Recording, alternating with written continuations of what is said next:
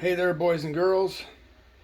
I bit the bullet and went for the new Mac Studio, the Ultra. And if you're deciding to do the same thing, some things you might want to consider is this is what it looks like. This is the back. You got 4 Thunderbolt ports, and you got power and a couple of USB 3 ports and HDMI, and this is what is the box. And if I flip it around, that's what the front of it looks like. A couple more Thunderbolt ports and an SD card slot, which is a lot less than, say, what you might find in what I used to have. Hi, Slick. Not in your way, am I, buddy?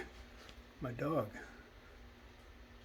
In the case of a Mac Pro, here comes the cat following the dog. In the case of a Mac Pro, got ports on the front, got more ports on the back.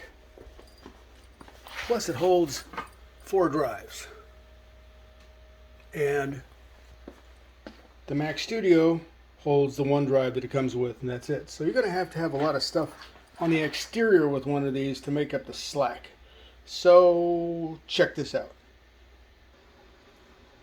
I decided to build myself a housing that would accommodate the Mac, plus an external drive enclosure, holds 4 drives, made by Sabrent, and this pluggable port expander. And of course, it's got to have a surge protector on top to turn everything on and off. A couple of clamps to hold the port expander in place. So this is what it looks like. It's made out of 1/4-inch aluminum diamond plate and 2-inch thick hardwood. In my case, Padauk. You can make it out of whatever you want.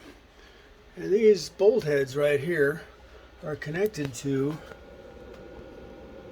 long threaded rods, go all the way through from side to side, and that makes for a nice place to dress the cables above. In the case of this right here, get the cables above it so they're dressed up out of the way, strain relief. And of course, I had to light it up so I could actually see what I was doing. So your mileage may vary, but mine's 20 inches high and 18 inches deep, and takes up about the same space as the Mac Pro did. Works great.